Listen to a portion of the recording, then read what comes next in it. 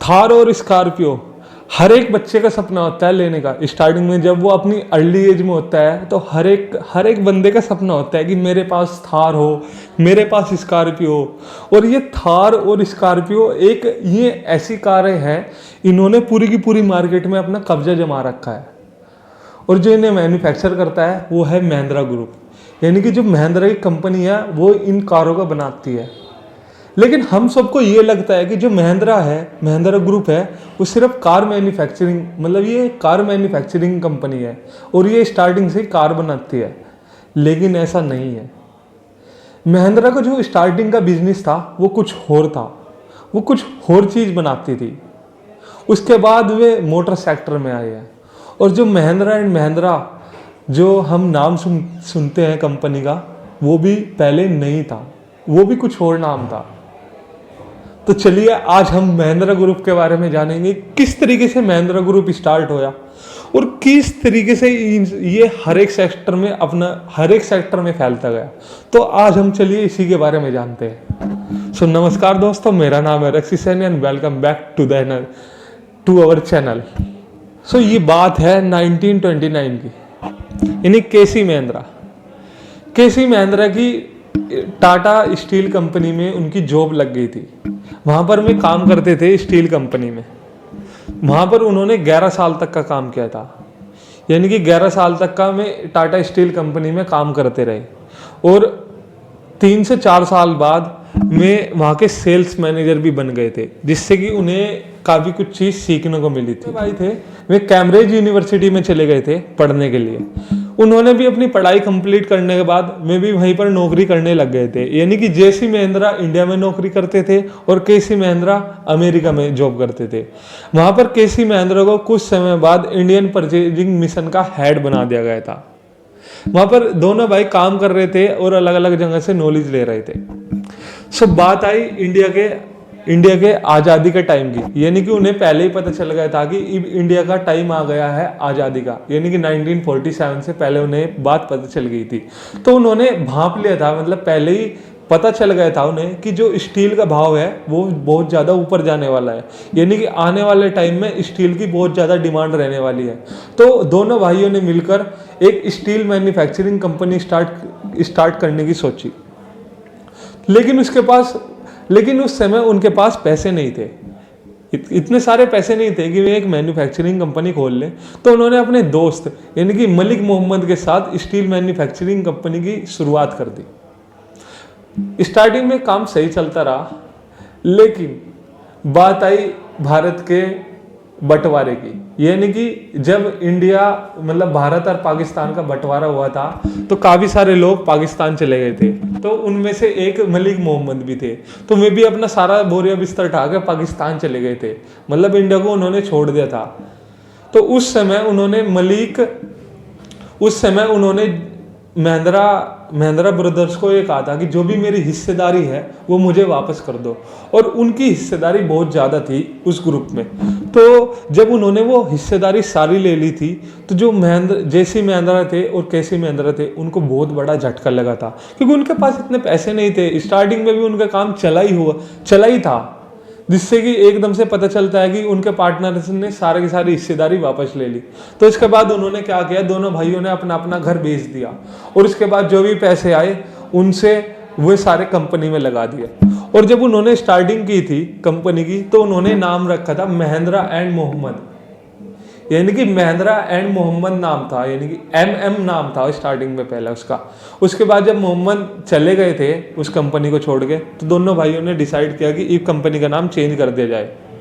लेकिन प्रॉब्लम ये थी कि उस समय जो भी स्टेशनरी थी और काफ़ी सारे प्रिंट थे, जैसे प्रिंट होते हैं, पैकिंग होती है, वहाँ पर MM नाम छप चुका था ऑलरेडी। और उनके पास इतने पैसे नहीं थे कि वे दोबारा से खर्चा करके दोबारा से नई स्टेशनरी ले सके। तो उन्हें नाम इस तरीके से चेंज करना था कि जो MM है उस पर कोई फ़र्क ना पड़े और वो स्टेशनरी भी यूज हो जाए। तो उन्होंने काफ़ी समय तक का सोचा विचार किया। उसके बाद कंपनी का नाम महिंद्रा एंड मोहम्मद से नाम बदलकर महिंद्रा एंड महिंद्रा रख दिया गया, यानी कि पहले नाम उसका महिंद्रा एंड मोहम्मद था अब नाम है उसका महिंद्रा एंड महिंद्रा। तो इस तरीके से उसका नाम महिंद्रा एंड महिंद्रा पड़ा, यानी कि MM।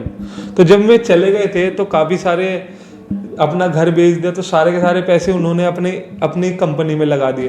तो वहाँ से मैं काम करना स्टार्ट कर दिया। उन्होंने धीरे धीरे वहाँ से उनका जो काम था वो धीरे धीरे चलना स्टार्ट हो गया था। मैं ज़्यादा अच्छा खासा तो प्रॉफिट नहीं कमा रहे थे, लेकिन हाँ उनका एक सही लेवल पे काम चल रहा था। तो उनके जो छोटे भाई थी केसी महिंद्रा, उन्होंने अपने बड़े भाई से एक दिन बात कर रहे थे, तो उन्होंने कहा कि हम भारत में कुछ ऐसा करना चाहते हैं कि जो अभी तक किसी ने नहीं किया, मतलब सबसे अलग हम यहाँ पर कुछ करना चाहते हैं। तो उन्होंने अपने भाई को कहा था कि जब मैं वहाँ अमेरिका में था तो वहाँ पर जीप बहुत ज़्यादा चलती थी, यानी कि मुझे जो जीप का कॉन्सेप्ट था वो मुझे बहुत पसंद आया था, और मैं चाहता हूँ कि जो ये जीप है ये भारत में भी आए। तो उन्होंने 1942 में व्हीलिंग जीप कॉन्ट्रैक्ट को जीत कर जीप को मैन्युफैक्चर करना स्टार्ट कर दिया। जब धीरे धीरे स्टार्टिंग में उसकी कुछ यूनिट बिकी तो मार्केट में वो काफ़ी सारे लोगों को पसंद आने लगी। तो कुछ समय बाद जब उसने दोबारा से उसे लॉन्च किया अपग्रेडेशन के साथ, 1 लाख से भी ज़्यादा बुकिंग आ गई थी लॉन्च होने से पहले ही। मतलब इतनी ज़्यादा मार्केट में वो पसंद आई थी, और हर तीसरे बंदे के पास जीप थी। मतलब इतनी ज़्यादा टॉप सेलिंग कार बन गई थी उनकी जीप कि पूरी की पूरी मार्केट में उन्होंने आग लगा दी थी, पूरी की पूरी मार्केट में तहलका मचा दिया था, इतनी ज़्यादा टॉप सेलिंग में गई थी। तो उसके बाद उन्होंने महिंद्रा स्टील और महिंद्रा मोटर्स की शुरुआत की। वहाँ से जो उनकी महिंद्रा मोटर्स थी, वहाँ से उनकी महिंद्रा मोटर स्टार्ट हुई, यानी कि जो उनकी पहली कार थी महिंद्रा मोटर्स की वो थी जीप, क्योंकि उस समय कोई भी जीप नहीं बना रहा था। तो इस तरीके से उन्होंने धीरे धीरे और भी अपने काम को एक्सपेंड करना उन्होंने स्टार्ट कर दिया। काफ़ी सारी जगहों में उन्होंने अपने काम को एक्सपेंड किया। तो उसके बाद जब उन दोनों की मौत हो गई, मतलब उन दोनों का देहांत हो गया, केसी महिंद्रा का, जेसी महिंद्रा का, दोनों का देहांत होने के बाद उनके पोते आनंद महिंद्रा ने उसकी जिम्मेदारी थामी, यानी कि 2012 में आनंद महिंद्रा को चेयरमैन बनाया गया महिंद्रा ग्रुप का। तो उन्होंने उसके बाद उसमें काफ़ी ज़्यादा काम किया बहुत, क्योंकि जो आनंद महिंद्रा थे मैं जेसी महिंद्रा के पोते थे, यानी कि मैं उनके पोते थे। तो उन्होंने सारी जिम्मेदारी उसके ली, और मैं हार्वर्ड यूनिवर्सिटी से उन्होंने MBA किया हुआ था, यानी कि वहाँ से उन्होंने MBA किया था। तो उन्हें बिजनेस की सही तरीके से नॉलेज थी, और काफ़ी कम उम्र में उनके सर के ऊपर जिम्मेदारी आ गई थी पूरी कंपनी को देखने की। तो इससे में काम कर रहे थे कंपनी में, उन्होंने काम करना स्टार्ट कर दिया और कंपनी को नई बुलंदी पर ले गए। यानी कि उसके बाद उन्होंने काफ़ी अलग अलग सेक्टर में महिंद्रा ग्रुप को अलग अलग सेक्टर में डिस्ट्रीब्यूट किया। जैसे कि उन्होंने लाइट व्हीकल भी बनाने स्टार्ट कर दिए। उसके बाद में ट्रैक्टर, यानी कि एक किस्सा हो रहा है, इससे पहले एक किस्सा और जान लेते हैं। जब उन्होंने कार की मैन्युफैक्चरिंग की थी, कार मतलब मोटर व्हीकल में गए थे, उसके बाद में एग्रीकल्चर सेक्टर में भी गए थे। यानी कि सभी जानते हैं कि महिंद्रा ट्रैक्टर भी बनाता है, तो उस समय में ट्रैक्टर भी बनाना उन्होंने स्टार्ट किया था। और वो ट्रैक्टर किसानों को इतना ज़्यादा पसंद आया था कि हर एक किसान की जो पहली पसंद होती थी वो महिंद्रा की होती थी। यानी कि महिंद्रा 265 सभी जानते होंगे, आपको सबको पता ही होगा कि यानी कि महिंद्रा 265 हर कोई खरीदना चाहता है, हर किसी की पहली पसंद होती है महिंद्रा 265 लेनी। कम बजट में आता था और अच्छे पावर वाला ट्रैक्टर था। तो इस तरीके से उन्होंने एग्रीकल्चर सेक्टर का जो मार्केट कैप था ट्रैक्टर का वो भी अपने अंडर लिया, और इधर से कार मैन्युफैक्चरिंग सेक्टर का भी अपने अंडर लिया। तो इस तरीके से उन्होंने ये भी काम किया था। तो धीरे धीरे जब आनंद महिंद्रा ने ये सब जिम्मेदारी ले ली थी अपने ऊपर, तो उन्होंने अलग अलग सेक्टर में अपने ग्रुप को एक्सपेंड करना स्टार्ट कर दिया। जैसे Tech Mahindra, Mahindra space, Mahindra electronic, Mahindra car motors, Mahindra steels, Mahindra space. तो इस तरीके से ही उन्होंने काफ़ी सारे कंपनियों के अलग अलग ब्रांड बनाए।